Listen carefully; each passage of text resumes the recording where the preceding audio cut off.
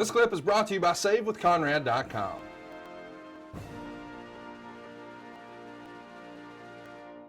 And then it's show day, man. Here we are, the Astrodome. What's the atmosphere like backstage that day for the biggest show ever? Well, it's a Wrestlemania atmosphere. You know the shit is on. You know you have to put on your absolute best performance. It's a great environment. It's very exciting and also very stressful because you know you have to put on the performance of the lifetime that night. And so everybody's just trying to focus and get ready.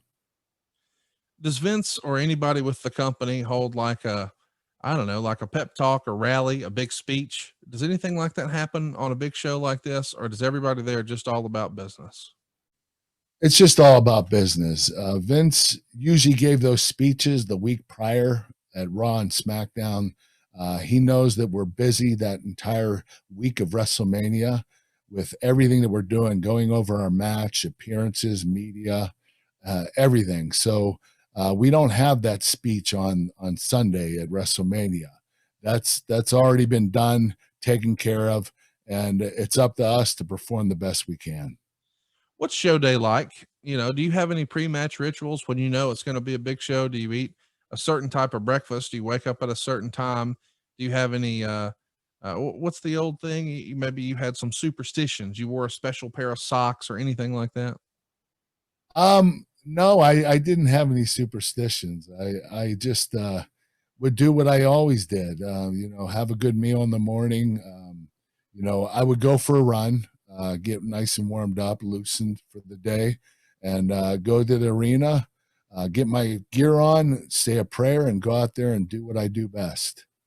Do you recall who your agent was for this particular match with Benoit here at 17? I believe it was either Pat Patterson or Johnny Laurinaitis. I can't remember, but both of them are exceptional. How would you compare the two as far as an agent helping produce a match? What was Patterson's style compared to, say, a Johnny Ace? Patterson was more old school. He liked the old school psychology. Johnny Laurinaitis was more fast paced and new school. He would come up with more innovative finishes. Pat would do more traditional finishes. So, but they were both very effective at the same time. Let's match itself here. Meltzer would say Kurt Angle pinned Chris Benoit in 14 minutes and 2 seconds. Angle insulted the Texas crowd to make sure Benoit got a decent face reaction because the Benoit turn psychologically hasn't been handled well, and fans really haven't seen it as any kind of turn because if you pay attention, it hasn't been. They did awesome mat work early, like the best mat work in this country in years. Angle basically did all of his amateur takedowns and was tremendous in doing so and gave Benoit openings for escapes and reversals. Fans politely applauded the mat work, which was a risk because when you have such a large audience, the real wrestling fan percentage is usually low as compared to people who are just going to one show of their lifetime and they aren't going to be as into the wrestling itself as a smaller crowd would figure to be. This kept up for several minutes and the crowd still appreciated it until Angle did the subtle heel forearm and sending Benoit into the steps. Angle started suplexing Benoit all over the place, and Benoit came back with a superplex off the top rope and a rolling German suplex, and then Benoit used Angle's ankle lock on him. Let's talk about that for a minute. Whose idea was it to start with so much mat wrestling? Because all these years later, it still stands out. Well, we had time for the match, which was very surprising considering we were more of a mid-card match at the time. But, we basically put together the amateur wrestling. You can't really call that or you can't plan that. I just told Benoit, I'll float with you. I'm going to attack you, take you down. You reverse me, I'll reverse you. We'll get up, I'll attack you again. We'll just keep the motion going. Because when you do amateur wrestling, you don't think about it. You go by action, reaction. So you react to each move that happens and you counter it. So we couldn't really talk that out. We just improvised that. We also improvised the heat. The only part of the match we structured was the comeback and the finish. How much of that would you have laid out backstage, and how much of that is you guys just going with feel in the ring? I'd say 60% was backstage, 40% was in the ring. Eventually, Benoit gets a crossface and Angle needs to make the ropes, but then Angle gets a crossface and actually did a more believable version of the move than Benoit for a rope break. There was a weak and needless ref bump here. This match was getting over in a different type of suspension of disbelief manner, and the ref bump really hurt the match because it woke everyone up to the fact that they're watching essentially the same thing as everyone else on the show. The ref bump was for Benoit to get the crossface and for Angle to tap, setting the stage for Benoit being screwed. But since they were already doing that in the post-match interview, it didn't seem to serve a purpose. Angle used the newly named Angle Slam for a near fall. He went for a moonsault, but Benoit got his knees up, which actually hit Angle in the face as his moonsault positioning was off. So let's take a timeout right there. What do you think of Meltzer's criticism of the ref bump? If you had it to do over again, would you have done it the same way? I don't know. Wrestling 101, this is what you need to do. The heel needs to make the babyface look as good as possible. The heel also has to make the babyface look like he was supposed to win. If you have a ref bump, which I don't agree with all the time, I actually don't like using them, but sometimes they're good because it shows that the babyface should have won the match. So there's psychology to it, and I totally understand why they did it. I just don't think that Chris and I needed a ref bump. We could have had the match. Whether Chris won or I won, it really doesn't matter because we're both very unique, and I don't think the fans would have been upset either way of who won or lost. It was, having two great athletes like that go at it is good enough. Do you remember using your political power, if you will, to veto a ref bump before, or is that not something you would have spoken up about?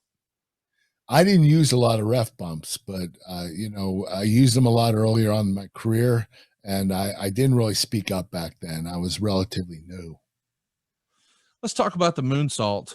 Meltzer says that the positioning was maybe off a little bit here, and you get hit in the face here. What do you remember about that? Well, anytime I do the moonsault, I don't know where I'm going to land. So it's out of control. And I misjudged the jump and I got hit in the face with Benoit's knees. But the stuff happens. You just have to roll with it. Next up, Benoit would use a diving headbutt for a near fall, but you get the pin out of nowhere using the tights. And Meltzer would say, this was the old Jack Briscoe, Dory Funk Jr. psychology, and that both would work a scientific match, but Funk would heel while keep the world champion wrestler credibility by showing he could really wrestle and take subtle shortcuts, which because of the context got over better than all the overt heel tactics in the undercard usually. Very similar to early Don Fry in Japan, and then in the context of a match that looks real, something simple like not breaking clean on the ropes can generate a ton of heat, and Meltzer gave it 4.25 stars. A lot to unpack here. What do you think of the diving headbutt? Wrestling fans these days play armchair quarterback about all that happened with Benoit in those last few days of his life, and they talk a lot about CTE, and they think that perhaps the diving headbutt helped contribute to that. I've never taken a top rope headbutt, much less given one, so I don't know how true that is. What do you think of the top rope headbutt? Was that a dangerous maneuver? No, I don't think it was dangerous from a head perspective, a concussion perspective. Right. This doesn't really headbutt you. He just kind of lands, his face lands a little bit on your shoulder. It's not a very detrimental move. The only thing that would occur is whiplashing to your back and neck because you're landing on your stomach. Right. So I think that's the problem Chris had with his neck. I think had a lot to do with the diving headbutt. What about the finish of the match? Do you remember who would have put this together? Was this your idea, his idea, perhaps Johnny Ace or Pat's? It was Johnny's or Pat's, and it worked extremely well. It was definitely like a Funk type of match where you're a heel, and the cool thing about Funk was, he could wrestle still, but he wouldn't always do that. He would cheat to win. It was him taking a lazy way out, and I think that's why heels that actually can wrestle actually cheat, is because they want to take the easy way out, the less road traveled. And more of a, rob you of the win. So that's what a heel does. Well, it clearly worked. Meltzer giving it 4.25 stars. What do you think of that rating? Would you agree? Well, yeah, Meltzer very seldom has ever given me anything higher than that. So I was really excited about the rate that he gave me. You've said before that there were only a few times when you walked out of the ring and said to yourself, I nailed it. WrestleMania 21 being the time we talked about before. What were you feeling like after this match? Honestly, I had such little experience at the time. I didn't know how to feel about it. I was relatively new. I was only on TV, I think, for a little over a year. And, I was just happy that the match was finished. I would make it through my matches and be relieved I made it through because I had such little experience. So I didn't really think about that. Do you remember if Benoit was pleased with the match? Yeah, he was excited. He gave me a big hug. He said that was freaking awesome. And I took his word for it. At the time, I knew the match was good. I just didn't know how good it was. When you come back through the curtain, is it one of those standing ovation type moments? Is everybody still focused on the show because it's WrestleMania? Does Vince take the headset off and make an approach? Do you remember any of that? Yes, Vince approached both me and Chris Benoit and said we did an awesome job that night. And he was very proud of us. So, Vince didn't do that very often, but when he got up and took his headphones off, you knew that was a good thing.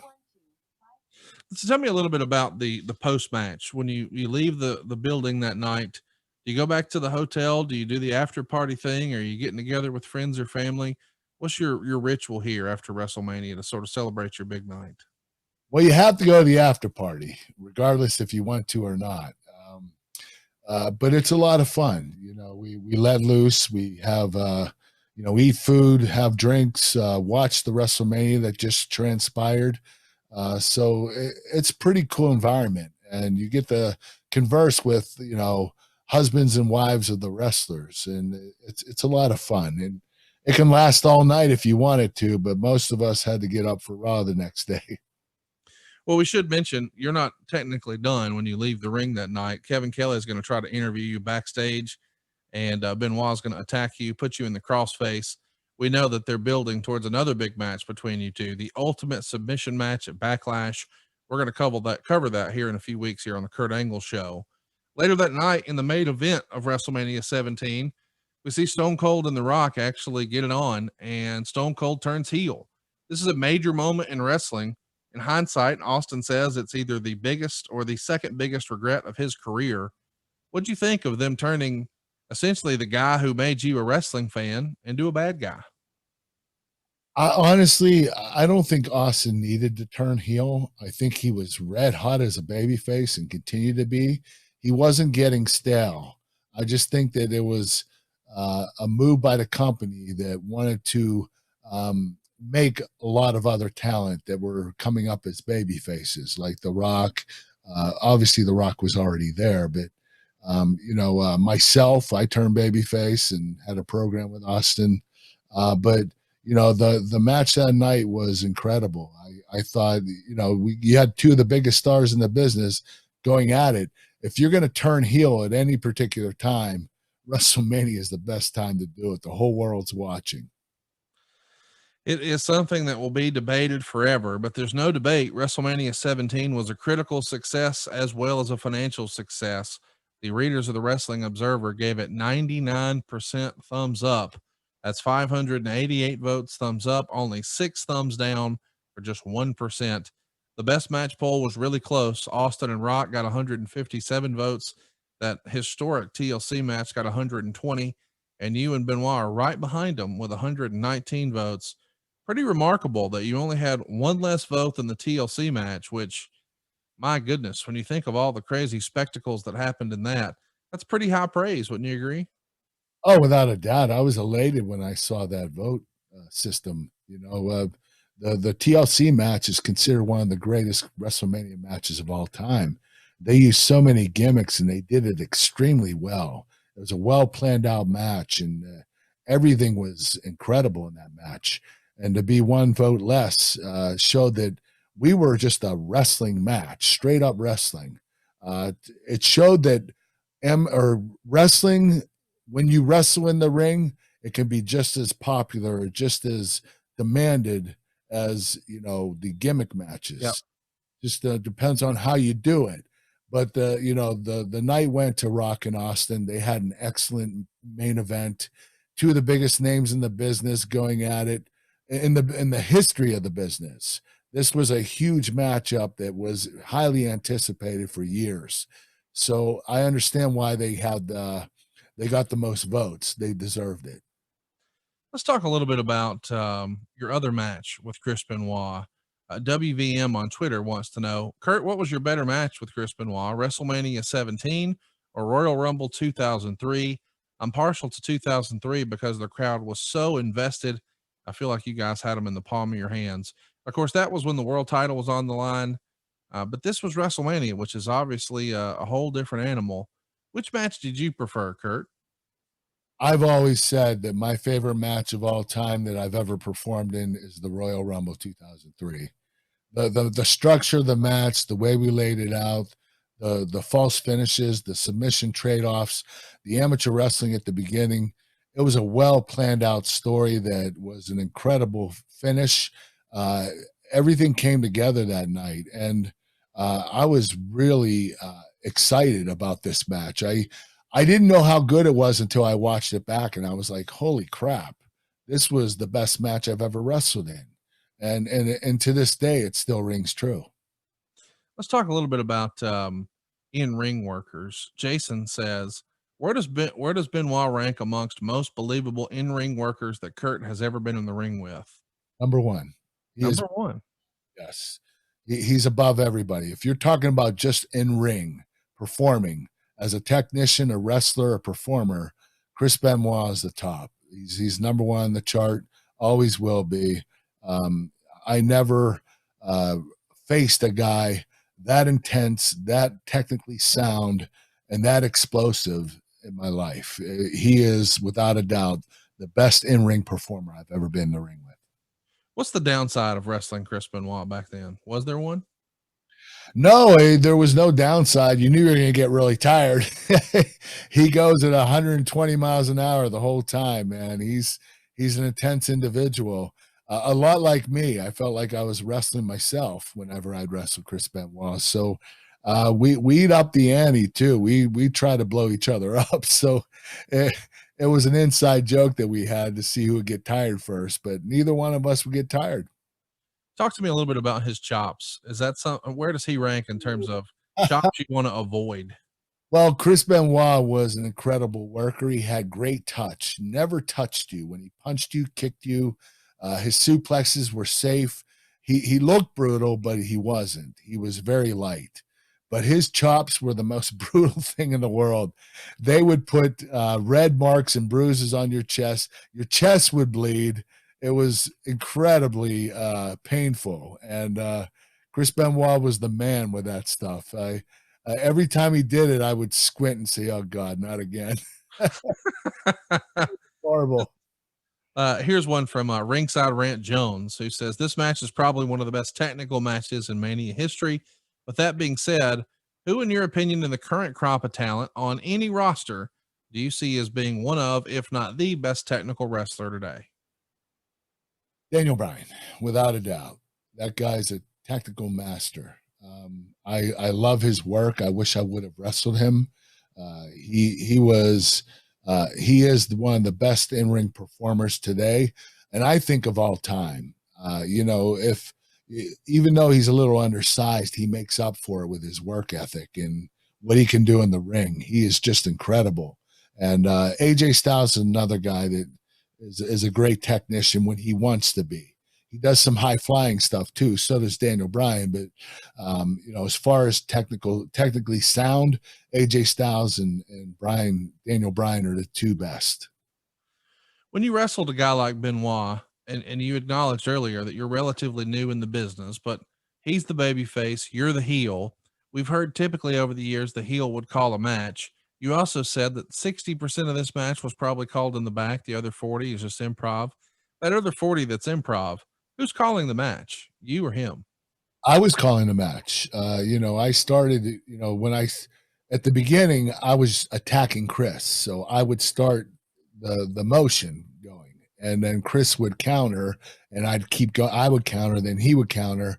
So I was taking the lead at the beginning, and during the heat, I called the heat. So I called the match, most of the match. And during the comeback and finish, we would talk to each other. We would communicate. So that wasn't a very difficult thing, but I called most of the match. Hey, it's Conrad Thompson. Thanks for checking out the podcast here on YouTube. Be sure to hit the subscribe button and the notifications bell so you get a notice anytime we upload some new content. And go save yourself some money right now. If you're in a 30-year loan or you have credit card debt, it's not a matter of if I can save you money. It's a matter of how much. Find out right now for free at savewithconrad.com.